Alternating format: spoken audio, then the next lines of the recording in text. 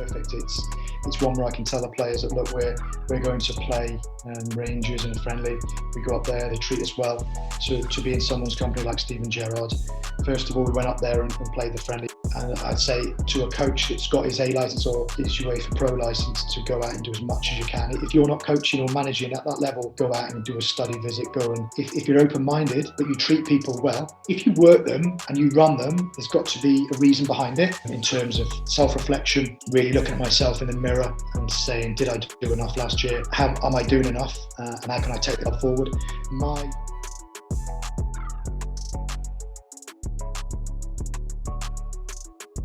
Right, welcome everyone. Welcome to another episode of the Coach Gerald Lami podcast.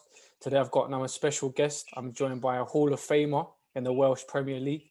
I'm joined currently by the new Saints manager, Scott Ruscoe. Scott, thank you for coming on the platform. How are you doing today? Thank you very much for having me. Really well. Looking forward to Christmas, but also preparing for games over Christmas and the New Year. Yeah, brilliant. And how have you been? We spoke a little bit off air as well. How have you been during this time, and how has it been managing during this time as well? Yeah, it's been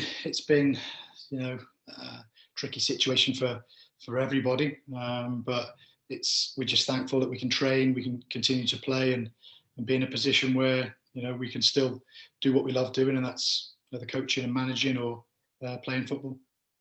No, for sure. And just to give you a little brief background of the podcast, again, it was initially I started it to just bring some awareness to the youngsters, the younger generations, just to see the different avenues that you can go down. For instance, like managing, coaching, maybe getting into the physio route into football, because a lot of youngsters, their dream and their aspiration is to become a professional footballer. But as you know yourself, it's a tough industry to break through. So, but however, there are other avenues that you can get into, like yourself, after you're retiring, to get into managing and coaching. How was that transition for you once you decided that you wanted to go into coaching or managing, should I say? Yeah, I totally understand what you said there about the physio route, the coaching route, the management route, because a lot of my friends that have just got too old for playing, they look at it and see what they can do in terms of what's the next step. Been in football, for a long time, and what's the next step for me job-wise? So I think I've got a very close friend who's now a physiotherapist.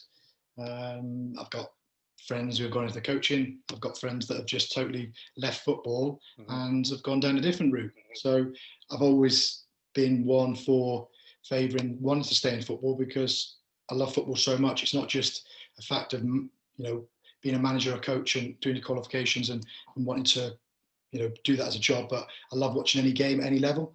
So for me, it was just a pure love of football and wanting to do nothing else probably, but stay in a football environment. And I felt early on I wanted to do my coaching qualifications, got my C certificate quite early, and then had a bit of a break there.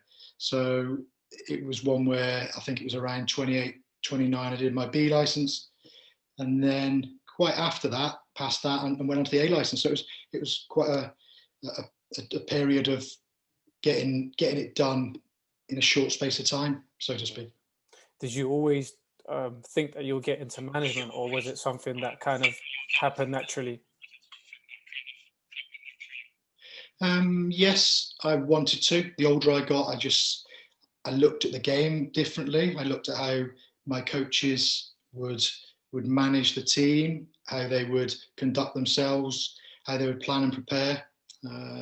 Looking at other coaches and managers in our league, but also when I'd go to games, I would have a look at things like body language of the coach and manager, and how they got on with their backroom staff, how they spoke to people. For me, it's any walk of life, you treat people how you wanted to be treated. You speak to people properly. I think that goes a long way, because I look for people who are not just good footballers, but good people as well. So, yeah, I think it's a learning curve, and towards my 30s, early 30s, I certainly felt that I had more to give and wanted to stay in the game. For sure. And what's the toughest part of being a manager as well? Single-handedly the dealing with the players and having to tell players that they're not playing in big games, or telling players that they're going to be left out. There's no contract for them. They've got families. I know them well personally by playing with them. I find that as one of the toughest aspects of the job. But it's 24/7. You don't, even if you're on a day off, you're always thinking of the next game. You're always thinking of the next opponent, the planning, the preparation. It's a constant in your life. And even if I'm watching a game, I support Liverpool. I'm a big supporter of Liverpool, and I watch them. And I'm never just watching the game as a fan, because I just want to see how Liverpool are doing, and to see what they're doing out of possession, and what they're doing with the ball, and if they're changing shape and things like that. So it's a love of mine, but it's also one where I've been asked the question many times, what's your dream job? And I feel as I've got a dream job, because this is what I want to do and I love doing. No, for sure. I can totally relate. But also, I've heard a lot of managers say before previously, they find it hard to kind of differentiate, managing the team and then also going at home. How do you have a shut off period? Like, how do you shut off from things? I do. Can just give me a minute? Is that right? Just no worries, that's fine. Yeah. Yeah. No problem.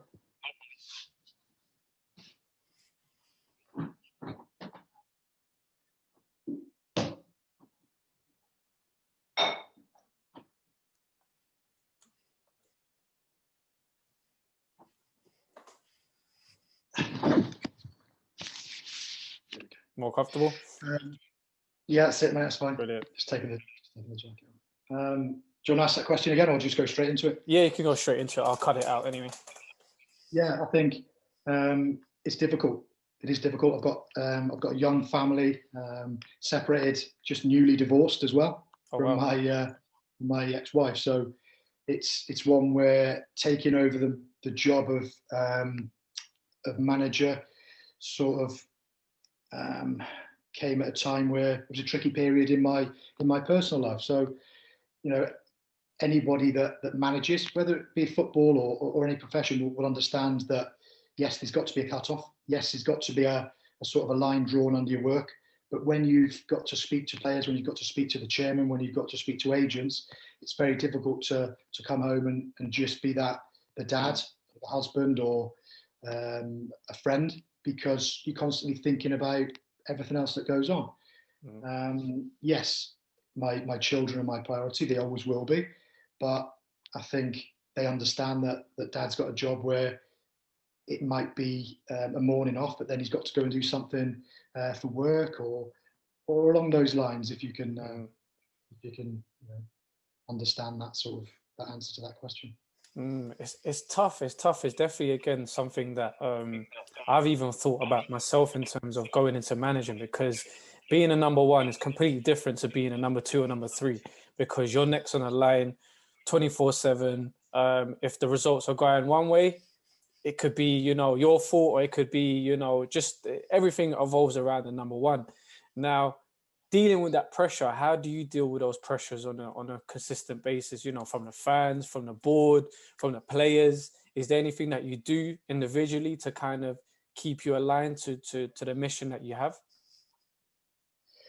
Yeah, good question. I look at how I dealt with it as number two. I was a number two for probably 2 or 3 years. Coach, I think, as well as I could do. I was that buffer to the number one, the manager. We had a good relationship. So again, a learning curve, going into a position of being that number one, but also having that experience and that sort of, I wouldn't say a buffer, but I'd say you've got sort of a crash mat there. It was my first role as an assistant, and to be an assistant that you've had no experience of it. You just have to go in with open eyes, with a head that says you will give everything and you will give the manager your honest opinion. So I thought I'd had that grounding, and I learned a lot from that. I went into that position going for the same job, the same role as the manager. I think it was probably 32 years of age, and the chairman asked me, would you like to be thought of? Would you like to be put forward for the manager's job? And at 32, I think, something like that, 32, 33, I was still playing. I think I was even still captain in the side. So me being a thinker rather than a doer, I thought long and hard about it and went back to tell him that, yes, I would be like to be considered.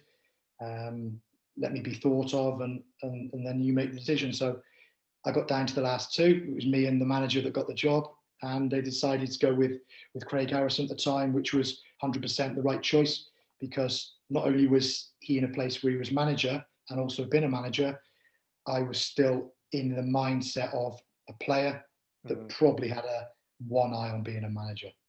So yes, I'd had that good grounding. I'd learned under him. Excellent football man, played at Middlesbrough, had his career cut short through injury, had some great managers, had some good life experiences, and I learned a lot under him. I also learned a lot under my coach educator, Carl Darlington, who is the technical, he's head of coach education for the FAW. So not only had I got a manager in line that I could learn off, I'd also got a coach educator at the top of his game for Wales. So I couldn't really think of, two better people at that time to go and learn the trade. So I've got them to thank for that. But I'd also got previous managers that have been excellent for me, and I'd learned so much off them that I like to think that I took the best off everybody. So going into management was, yes, tough, and we were thrown in, and I was given the job when Craig Harrison left to go to Hartlepool. He got the job at Hartlepool, and our chairman gave me the job on an interim basis.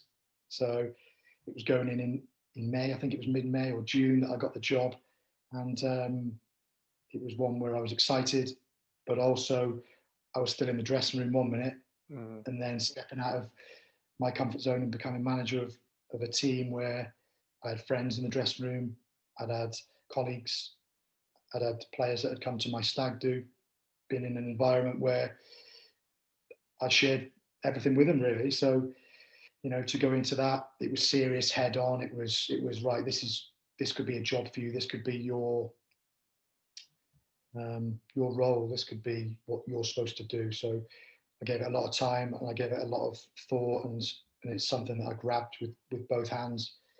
Didn't get off the best of starts as in European competition. I think we lost 2-0 away and 5-1 at home, and I had a little thought of, would that be good enough? But first match, actually, we lost 2-1 at home to a Gibraltar champions, and then we had to go away and win on away goals, I think. So I actually did win my first Champions League qualifying game, which set me up for the second one, which we lost. But that's way back, and it's a big learning curve.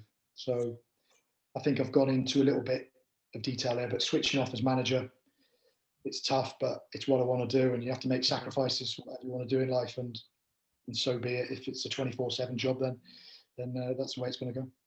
No, for sure. And, just hearing you speak in terms of, little bit about the journey and, doing my journalist research on you also, it's clear to see that you're someone that wants to develop, someone that wants to, become a better manager, or overall become a better person. We spoke about, you being a UEFA Pro license coach at the moment. There's not many. I think you said there was about 18 per year that qualify as UEFA Pro 18, license. Yeah, 18 per 2 years. It's only every 2 years. Okay. In Wales, so I went for it 2 years previously, and because I was assistant at the time, I didn't get on. Yes, I was frustrated, but I made sure that the next time it came round, I give myself the best possibility to be chosen to get on the course. No, and congratulations, by the way, because it's not an easy thing to do as well, to achieve that. That's the highest level that you can get. How do you keep up to date? How do you stay relevant? Because I saw, you've done some study visits with Rangers, with again, you're a big Liverpool fan with Steven Gerrard. So how was that, going to visit one of the biggest, if not the biggest Liverpool idol? Yeah, for me, it's great. It's perfect. It's one where I can tell the players that, look, we're going to play Rangers in a friendly. We go up there, they treat us well, and to be in someone's company like Steven Gerrard.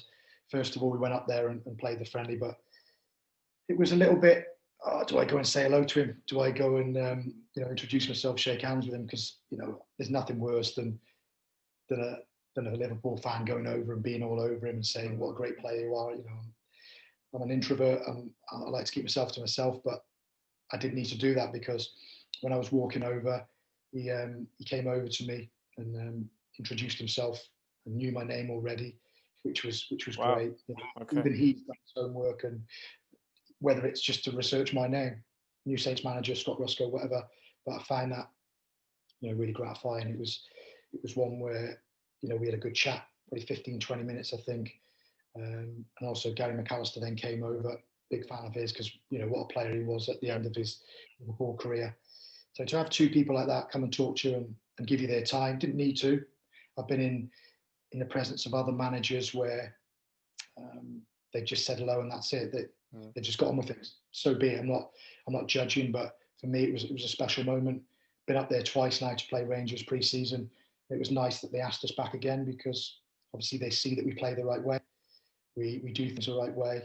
I think the second time we only lost 1-0 to Jermaine Defoe scored in that game, and it was a pretty tight game, and we held our own, and we wouldn't say we matched them. We defended as much as we could, and it was great preparation for our European campaign. So twice, can't speak highly enough of Rangers and the setup there, but Stephen Gerrard as a person, because he's a hero of mine, and can't thank him enough for his kind words. I played against him, in front of 45,000 fans. Tried to get near him, couldn't get anywhere near him. Chased him, and it was always a memory of mine. I think it was about 65, 70 minutes in.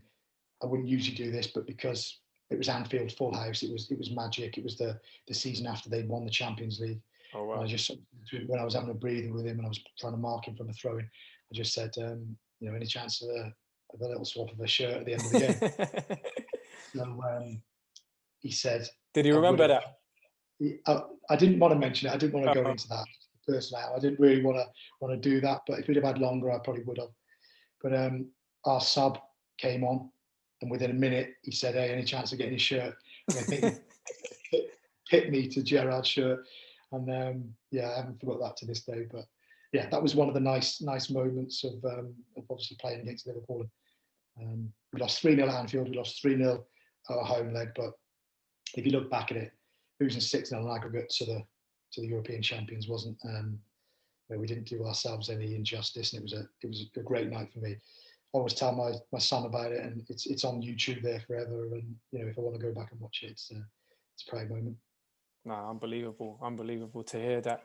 But just in terms of, again, like what you said earlier on to me, something that I've never actually thought about in a way where it's like, in terms of qualifications, it's just the start, it's not the finish, because a lot of people tend to think, as soon as they gain a qualification, that's it, I've got it under my belt, it'll open up doors for me. But again, the game changes so fast and so quick also during, the different transition of coaches, philosophies. What is your philosophy, and do you see it changing as you get a little bit older? Yeah, if you'd have asked me 4 years ago what my philosophy, 4 or 5 years ago when I was on a course on the A license, one of the questions you have to answer is, what is your philosophy? How do you like to play? So one of my answers was, I like to play good, attractive football. I like to pass the ball. I like our goalkeeper to play the ball out. And then you sort of think, well, isn't that what everyone wants to do? But it's not what you can do all the time. The biggest lesson for me is playing against the top sides that we go and play in friendlies. We go and play in Europe. Look at how they adjust. Look at how they taper things. Look at how they organise. It's massive. It's not just, you can't just have one formation in football. Like you just said, trends change. Pep Guardiola changed English football when he came over and managed Man City. But look at him now. He's got certain players that are probably not up to the level of what he wants to do. You look at how Klopp's changed Liverpool and the players he's got in there. Before any formation, it's about the players you've got, because you cannot just have a formation and throw the players in. It's all about the players. If you haven't got the players, then you're not going to have one, number philosophy, and two, the formations to play the game. You can have a philosophy that's built from top to bottom. If your chairman wants you to play football and pass the ball and create lots of chances, then you have to sort of to align your teams to do that. But I would say preparation, communication with coaches, having an understanding chairman, having a CEO that you can go to and talk off the record and say, can you give me a little bit of help with this? It's about understanding. It's about having the right players' attitude, mentally and physically, psychologically, what can bring them to the team. So my philosophy has changed in 4 years because, yes, I've changed formations in games. I've had the biggest lesson. I've felt lonely in the dugout at times. I've felt empowered in the dugout at times because we've been so good, and I step back and don't have to say a word to my team. And I'd say to a coach that's got his A license or his UEFA Pro license, to go out and do as much as you can. If you're not coaching or managing at that level, go out and do a study visit, go and be a number 2, go and be a number 3. Nothing can prepare you for any decisions that you have to make in a game, or if there's a split decision that you've got to make. I'm my biggest critic. We just recently lost a game 2-0 to our rivals that took the title away for us this year. And obviously I'm not going to go on record here to say what I've been talking to the staff about, but yeah, there's lessons learned even in that game. I feel that to get that license is good, but like I've said to you, it's the start of your journey. It's one where you've got to take things from all coaches that you've learned from, managers that have been in your sort of, your number 1, who you have admiration for, straight down the line of coaches, managers, people who have been at the top of the game. Still ring people now from 6-7 years ago that I played with, speak to them and discuss how the game's changed, because the game will change. Nothing changes in terms of football because there's 11 players there with 1 ball and officials and a pitch. Nothing's going to change. What does change is your attitude to changing yourself as an individual and taking criticism on the chin. No one's big enough to learn. No one's big enough to take criticism. I've got a good staff group there that will say, I think we've got it wrong. I think we could do this. At the end of the day, like you just said before, a number 2 and a staff member, they can go and say, we should have done this right. But at the end of the day, my job's on the line. I don't make those decisions. And 1, we don't win trophies. 2, we don't qualify for Europe. And 3, I don't continue to get young players through our door to come and join our first team. Then I'm not doing my job. So I would say that, philosophy-wise, it's changed, but it's still along the lines of playing attractive football, having players who want to have the hunger, the desire to pull on the shirt and do the same thing every single time they train and every time they play. You won't go far wrong. For sure, and a lot of what you just spoke about in terms of playing attractive football. Now, a chairman or a CEO, they want to see trophies. Fans want to see trophies, and that comes with a lot of pressure. Now, for you, how do you create that winner's mindset? And as of now, you've won a few trophies as a manager so far. But how do you maintain that winning mentality in the team once they've already achieved greatness? Yeah, very difficult, because complacency is the biggest word that we've used over the last few years. I mean, it's so easy it's a throwaway comment. Don't be complacent today. Well, how do you want them not to be complacent? It's up to me to say, well, okay, they've got a player today that's going to hurt you. They've got 3 players in that team that if you don't do your jobs properly, and I've told you how they're going to play, don't just go away from here. I mean, we do a meeting on either a Tuesday or a Friday for that Saturday. Every single player is involved in that meeting. Every single player will know the strengths and weaknesses of that team, and in the last 3 games, what the scores have been and who's scored and where the weaknesses are. It's up to them to take it on board. They might come into that meeting for 15 minutes and not really be bothered about what I'm saying. Well, I can't do any more than that. I can only show them, our assistant can only show them, and our coaches can only tell them how the opposition are going to play and what they're going to do. As soon as they're in that dressing room, 45 minutes before they go out and they play, is down to them. They'll get reminders, but they'll have been told what to do. So to stick at the top of your game every single year and be relentless and be ruthless and be that person on a match day, there's 4 days previous to that match day, which they should have done their work as well. Mm-hmm. So players are in that mindset of, yeah, but it's okay, it's just turn up on a Saturday. We might only have Team X on then. Doesn't matter, because 3 points are 3 points whoever you play. So you can't get 6 points for playing the second team or the third team. You're only getting the same 3 points as playing the bottom team. So they must realise now, the way we keep going on about it, that, look, complacency is key. Your diet, your nutrition, your build up to games, your sleep, your alcohol intake, your food, everything is based on that. Now, I sometimes joke to some of them, look, my body fat's 8% or 9%. I'm 43 years of age, turned 43. So if I want to go on a bike and do a 12K run, if I want to go out and run 11K, and I joke, some of them will probably beat you at doing it, wind them up or whatever, or say if I can do it and my coach can do it, assistant manager can do it, who still thinks he can play, by the way, and still wants to get a form and still wants to be a player in our league, and I have to say to him, no, it's no good. Let's put that to bed. And he's played for Wales, by the way, 7 times. He's played at a good level, joins in training, and after training still says to me, I still think I can do it. I still want a form gaffer. I still want to. I'm like, the knees are not gone yet. It's not going to happen. It's not going to happen. But the love of the game, I can only give to the players the love of the game I had. I loved every minute of it. When Craig Harrison came in and was manager of me, not one day went by that I wasn't taking the scholars. I wasn't being there till 8 o'clock or 9 o'clock on a Monday, Tuesday, Thursday, Friday. I still wanted to train. So I showed him that I still wanted to train and play. So that stems from me wanting to do it and wanting to show the other players that at 36, I can still play. I think we had an injury to us. We had an injury and our centre midfielder couldn't play. And we had a meeting. I was having a meeting with the chairman, and the manager came in and he said, can he finish his meeting now because he's playing tonight? So I think he saw that I still wanted to do it. He still saw me as a player that could give, something to the team. And for the next 10 games, I think I played every single minute and I helped the team to get another trophy. So I think it's inbuilt.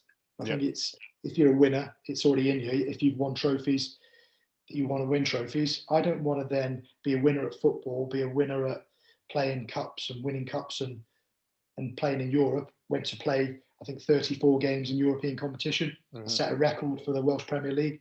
So I think you can see from my sort of, even me talking to you, that I've got an ambition to go and do stuff, to still do stuff, and to carry that through. There's nothing in my makeup that I deserve to go and be a decent coach or a decent manager. I have to earn that, because Scott Ruscoe, the player's gone, and that'll be forgotten forever. I have to move on to the next step now. Unfortunately, my chairman gave me the chance to get my foot on the ladder to be in a management role, which I'm forever grateful for. But not a day goes by where I think somebody else could go and take my job. For sure. Do you ever sit there and think, man, I miss playing football, actually playing it? All the time. The time. I see it played. The biggest thing for me is the European preparation. When we go to teams like, we went to Ludogorets, we went to, who did we play recently? I tell you one, did we draw or did we lose? I think we drew against the Kosovan champions. Went away to Kosovo to win. We had to win that game. We had to win at least 1-0 or 2-1 because of away goals. And I was buzzing for the game. I'd been to Kosovo the week before to do the homework to watch the team. And I just missed it. I missed the build-up. I missed playing. Even the Faroe Isles, when we went there, I was assistant manager. These games are massive, and when they're gone, they're gone. You're never going to get them back. Sometimes when we play these big games, I think I can still get a shirt on and roll the sleeves up and go and do 20 minutes. And I love playing, but it's only sometimes. It's not every day. It's not every day that I miss that, because I know I've got a role to do, and that's why I don't train as much anymore with the players. It's sort of taken out, and I've had to make that transition, and I might, over Christmas period, put the shorts on again and have a five-a-side, only for a bit of fun and whatever, because once you've been a player that's earned money from a living in the game, you're never ever going to lose that bug. You just got to be realistic and say your time's up, so to speak, and yeah. So I miss the big games, I miss the European games, I miss the big league games that we have in the cup finals when the lads are buzzing and the program's there for them, and there's little bits on each player. And a few years ago, Chris Coleman was there for the Welsh Cup final, and I just thought, I miss this. Well, I'm sure with that 8% body fat, you can still run about in a pitch at the moment. Yeah, well, it might be about 10.5, 11. I'm not tested. Only because of COVID, right? I still like to think that I would be nowhere near maybe some of our boys that are injured and coming back and stuff like that. But I'm still a fit lad, and I still like to go out and run and do 7 or 8K, no problem. Yeah. Oh, wow, that's incredible. And also, which is very interesting for me to kind of speak about is, managers that have, playing experiences. Do you think that helps with actually dealing with players because you've been in that position before, you understand how they're feeling? Do you think that's necessary for someone to go into a managing role from playing, or can anyone kind of, become a manager, in your opinion? Yeah, absolutely. I think lads that have gone down the educational route through uni, through study, through hard work, I take my hat off to them, because it's so hard to get a foothold in it, in a football club where you're going to get a chance to become a coach, assistant and all that. But I've seen coaches on the licenses that have been excellent. They speak well. They command the dressing room or the actual environment that they're speaking in front of. And I think their planning and preparation is second to none. Their thought process of what they've got to do to get up that ladder is excellent. And I've seen it firsthand, but I've also seen that ex-player that's been there, understands the dressing room, understands the player's mentality, has empathy towards them, in terms of someone that would message you the night before and say, my wife's ill, I live a long way from home, I've got 2 kids, can I be excused from training tomorrow? So I look at it and I think, well, number one, what's he done for me? Number 2, is he trying to pull the wool over my eyes? And number 3, do I need him on Saturday or the Tuesday after?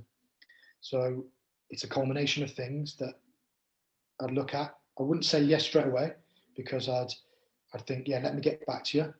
And then I'd make an informed decision on all those things that I've just told you. And then I'd go and make my decision and either message him back and say, yeah, no problem. Be ready for Thursday, be ready for Friday. Or I'd say, no, I think you should come in. Can you get somebody else to look after them? Every player's different. Every single player's got to be treated differently, because we're all human beings and we all need different motivators. We all have different things going on, whether you're an 18-year-old boy, whether you're a 35-year-old that needs a bit extra time to recover from the weekend.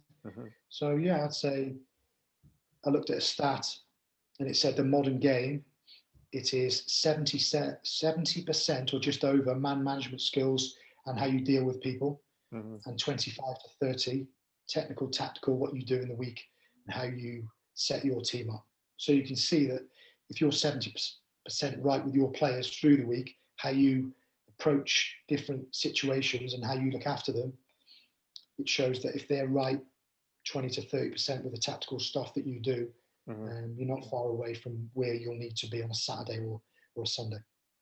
Do you agree with that statement? Big believer in it, because players, yes, they change in their mindsets and how they've been brought up. I was brought up of a generation where I was a 16-year-old at Stoke City with Lou Macari, Joe Jordan. So if you know those 2 players, you'll know that work ethic comes before anything else. The team spirit comes before anything else. The running up the Bootham end, where thousands of fans used to stand, where we'd run up there. We'd have a pair of running spikes where we'd run around the track on a Monday morning, and you'd have to do the lap in 65 seconds. Wow. Those things don't change. So in my mind now, yes, you've got to move with sports science, and we've got an excellent sports scientist at the football club. But when he's telling me we can only do 50 minutes work because the players are going to be tired, I'm going, well, it didn't really hurt me when I run around the canal and I had to get in 13 minutes. Otherwise, I couldn't get the bus home because we had to do extra work. So, you know, I'm a believer in look at the good things that you did and look at the things that didn't quite work, and look at previous managers that you've had. I mentioned Joe Jordan, Lou Macari, but also John Rudge at Port Vale. He was my manager, took a chance on me when I got released from Stoke City, and he was old school values, but his team spirit work, his training from Monday to Friday didn't differ from anything I've been coached and what I've learned on licenses. So I think if you're open-minded, but you treat people well, if you work them and you run them, there's got to be a reason behind it. And if you give them days off, there's also got to be days behind it, because it's no good just giving players days off, because what they're going to do. Number one, players have a lot of time on their hands. Yep. Are they going to have a bet on things? Are they going to go to the pub? Are they going the other side where they're going to the gym too much, where we don't know about it? So you've got to know your players. You've got to know your players, and you've got to know what's best for them. And at the New Saints Football Club, hopefully I know the players and I know when to give them time off and I know when to work them hard. So yes, you've got to be in a position where it might be 50-50, it might be 60-40, but I think, you know, we're in a generation with the millennials where, you know, they don't clean any boots, they don't, so you've got to be careful, and you've got to be careful how you speak to them, because our language, you know, you can't be going there giving them a rollicking if they're 17 years of age and you've got a case where you might have someone telling you that you can't speak to people in that way. So you've got to be very careful on that level as well.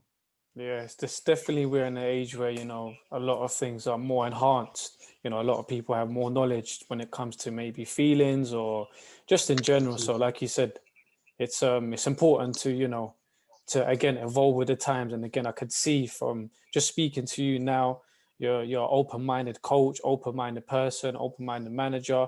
What's the future hold for Scott Ruscoe? What is the next plan or destination? Future for me is taking care of the present, because the future can be a very scary place if you've not done all the work previously.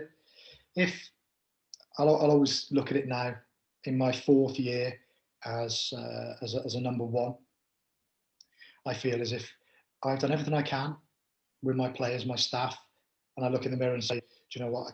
I can't do any more.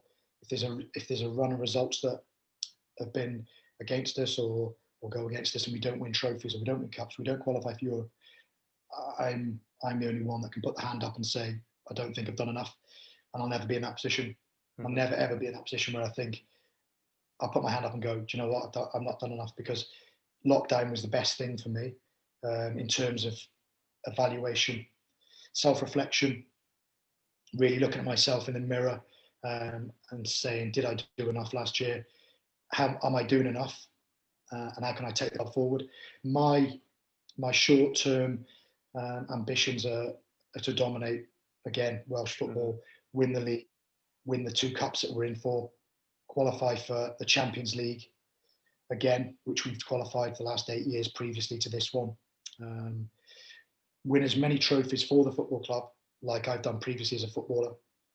Go on in Europe and maybe get a tie where I think, do you know what, we've got a chance here to getting through to a stage where I feel like we can be at. The benchmark for me is Dundalk. You know, what they've done. You look at them in the Europa League group stages, Shamrock Rovers a few years ago. Look what they've done. You know, their budget's probably bigger than ours, but that doesn't mean that we can't get there with some recruitment that's canny, that's clever, a squad that's building together now. Why can't we get that? Why can't, you know, Scott Ruscoe be in charge of a side that's getting so close to Europe? We've done well in recent times. You know, we've won first round ties. We've got to the 3rd round, I think. We've got to the qualifying stage, the qualifying of the Europa. You know, but when you get teams like Ludogorets and teams of that ilk. Mm-hmm. We lost 5-0 away, 4-0 at home. I was gutted for ages losing at that, and then it sank in that look, they're competing last year with the likes of. I think they got group stages, didn't they, this time Yeah, around? yeah. But they also got last year Inter Milan. Inter Milan took them 3-2 or whatever. So I then reflected on that. I didn't beat myself up too much because I was thinking, well, all right, you shouldn't always go on about budgets, but the budget was probably 25 times ours. Going back to your question about study visits, I went to study Midtjylland in Denmark. Okay. Yeah. I played against them firstly a few years ago. Then I got to manage against them last year, which was great. And then I set up a study visit where I went for 4 or 5 days and watched them train, was close to the management, was close to the players, watched the games, watched training, invited me to watch the game. So I did my study visit presentation. It was all about Midtjylland and how they can squeeze the last drop of everything that they've got. They do statistical analysis. They've got analysts that look at goals scored, set plays, how they create, how they defend. They buy players on. It's a numbers-based game. Obviously, you'll have known about that. Yeah. Don't need to tell you about that.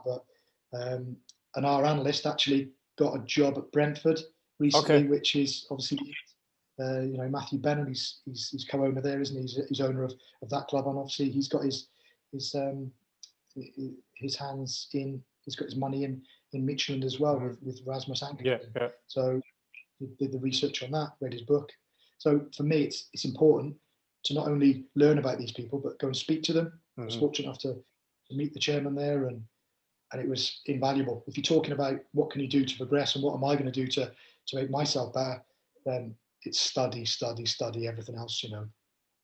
If I look at coaches who I aspire to be like, Eddie Howe, Brendan Rodgers, don't get me thinking that I'm anywhere near that level. I'm telling you what I take from their game and what I take from how they speak, how they conduct themselves. Brendan Rodgers, again, Liverpool fan. Yeah. So hard done by in terms of the media and everything he did, because he took Liverpool from a position where they weren't great. Roy Hodgson was in there, did his best obviously, but when he came in to come second, and it's no surprise he did so well at Celtic. Yeah. It's no surprise he's doing so well at Leicester now, playing attractive football his way. Got a coach there that was on the pro license, Chris Davis, with my old manager, and it's no surprise because he's doing the same things, but he's getting better. So yes, I've lumped a lot of stuff together there, but I think for me to go and study at the best, to go out there and have 5 days in Midtjylland was excellent. To go and I would have liked to have gone and spent some time with Chris Wilder, because Chris was on my A license first year. Then he was on my pro license. So I still like to drop him a message. He's not big enough to not reply to my messages. Brilliant. He's a great person. Obviously, again, aspirations. Good English coach, but he's come up non-league, second division, first division, championship, premiership. Yeah. And you're watching him, drop him a text. Great to see how well you're doing. This was last year. How well you're doing, and it's and then a couple of minutes, text message back. Thanks very much. Thanks for your kind words and all that. He's an excellent manager, and he's had a tough time obviously this year with Sheffield, how they've come out of it, and I just hope he gets time to go and turn that round. I was there watching the other day, hoping that he'd get a win, his first 3 points of the season against Brighton. And I was, again, wishing their team to get that 3 points, just so that they could get a foothold and a ladder up again. And but again, another young coach, Graham Potter. Spent some time with him at Stoke. Obviously, there was a young lad at Stoke. He was coming through at Stoke. Was going to go and do a study visit at Osterstons with him, but then didn't get time to, because he then got the job at Swansea. So I then spoke to him at Swansea about his first 30 days in management. That was excellent as well, and he's a good young coach. Again, these are all coaches that I look up to and look at their work, look at how they speak, look how they deal with the media. So all these things help me to become a better person, and I study them. Certain things with how I conduct myself with if I lose a game or I draw a game and I'm disappointed, how I deal with a situation. In lockdown, I started to learn Welsh. So Oh, wow. because we get that camera on us straight away after the game. It's Welsh. Welsh are very proud of their country, and I think what I wanted to do is, even if I could pick up little bits of Welsh, try and feed it into the interviews and conversations. And I've taken a step back a little bit because it is difficult, but I have done my best, and I will try and get some Welsh in every time I get interviewed in Welsh for Scorio, which is obviously a very good platform as well for our National League. Oh, for sure. Just hearing you speak, just the sort of caliber of people that you're around or you've been around, there's only a matter of time, again, with the mindset that you have, that you will elevate as a coach, regardless of whatever level that you will be managing or coaching. You're always going to become a better manager or a better coach, just being around those household names. I've heard the likes of Arteta speak highly of Chris Wilder, that he's gone and done study visits at Sheffield United. When he was at Man City, I heard him speak about. So what's your take on these new managers that are getting into these higher positions? Already we've seen Arteta, a lot of fans are on his back at the moment. What's your take on, managers being given time? Because we're in an era where, a lot of managers, they don't have a lot of time on their hands. It's either 1 season, 2 seasons, 3 seasons max. Other than that, they don't really stay longer than that. What's your take on the criticism that these young managers are getting currently? We live in times where it's results driven, but you just alluded to that there about time, young managers. I think Mikel Arteta, again, he's gone through the Welsh way. He's gone through the Welsh system, just like Patrick Vieira, just like Chris Wilder, just like Jens Lehmann, just like Thierry Henry. Yep. So all these people, I speak firsthand in a room where we get to ask some questions. We do study visits at Man City. We went to Swansea. So I'm not name dropping all these people. I'm putting their names in there because they're people that I have met. I've asked questions. I've gone and they've helped me with my pro license. So forgive me, anyone that's listening, to think I'm just dropping all these names. No, not at all.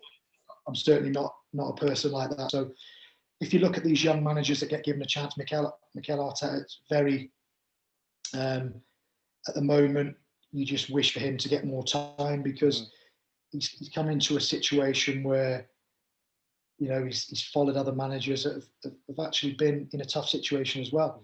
Reading Arsene Wenger's book recently, he was the main man. He still is the main man in terms of what he did there, what he had to do for the stadium. And then a young Mikel Arteta gets the chance, been part of it.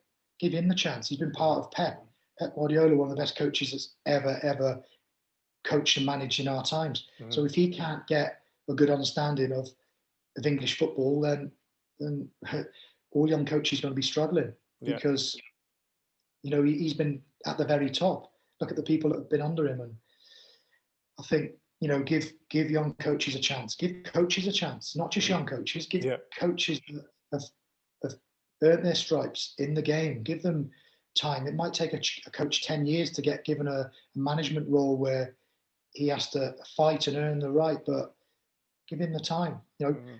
Again, listen to TalkSport. Love listening to TalkSport and the people that come onto the radio in the morning. I listen to it if I'm driving or taking the kids somewhere. And Troy Deeney about the Watford job. Look at a job like that. Any manager going into that role must be thinking, I'll take the job, but it might only be for 6 months or a year. I think we're living in a world where you've got to really not trust your chairman, because trust in football has got to be earned. But if a chairman said to you, like, come to my football club, I'll give you 2 years, you play the way you've done, you bring the staff you've always had, and I'll give you a good 2 years to work from top to bottom, then anybody would jump at the chance, wouldn't they? Of course. So it's understanding. I think it's a matter of giving people time, and if you believe in them, the bad times will turn into good eventually. They must do, because that next coach will come in, and turn it round. But that's not to say that that older coach couldn't do that within 3-4 months anyway. Yeah. So football's very fickle. It's fan-based. We love the fans. We want the fans back. But the fans and social media have a very big say on what happens, because chairmen read it, CEOs read it, the fans can manipulate a situation as well as anybody. As well, we know agents can as well, and they play a very big part. For sure. And as an Arsenal fan, I hope that he does turn it around very, very soon, because it's not good times at the moment. But last one for you, Lee, before we wrap it up. This is a question: best lesson you've learned in the last 6 months?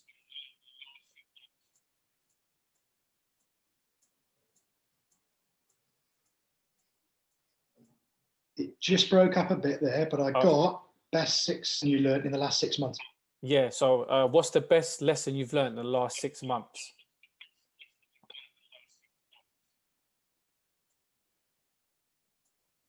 Simple. It's really simple, because I'll go back to March the 20th, when we went into the football club and they said, COVID's hit, we don't know when we're going to come back in. It was reflected on me as a coach. It was writing things down that I needed to do with the players. It was speaking to the chairman. It was speaking to the coaches. It was, what am I going to do when I go through the door on the 1st of July to make sure the players are in the right place now for getting back to where we need to be. So really it was an evaluation of me, Scott Ruscoe the person, but Scott Ruscoe the coach, because in lockdown I felt vulnerable. It was a lonely place, because obviously I couldn't really see people. We could only use Zoom. Yeah. So yes, I would say evaluation, self-evaluation, and then communication, and a real, right, what direction are we going to go in? What direction do I go in now as a coach? Do I really want to do the hard work, do the learning, do the preparation, do the planning, and give it a real good season now? And I feel yes, we're not the finished article. Nobody ever is, and I feel that I've taken steps to get in to a place where my communication is better, my knowledge is there, and certainly feel that on one hand, COVID has affected us all badly. We were all furloughed, but I felt it was a right moment for me to have a real good think about things and evaluate. Well, there you go, ladies and gentlemen. Scott Ruscoe, thank you very, very, very much for that in-depth conversation. For myself, it was valuable. For anyone that's listening, I'm sure it's been very valuable for you. If you haven't checked out Scott Ruscoe's stuff before, definitely check him out now. Go and support the team. And again, thank you again, Scott. Thank you for your time. It's been a pleasure. And again, thank you for being open as well and just sharing your knowledge with us. Yeah, thank you. Well, firstly for inviting me on here. It's always, like I said, learning first and foremost is what we all need to do, and we can never stop learning. But thank you very much for Matt for having me on here personally. Anytime, and good luck as well for the rest of the season. Thank you very much, and all the best. Brilliant. Have a great Christmas. Thank you.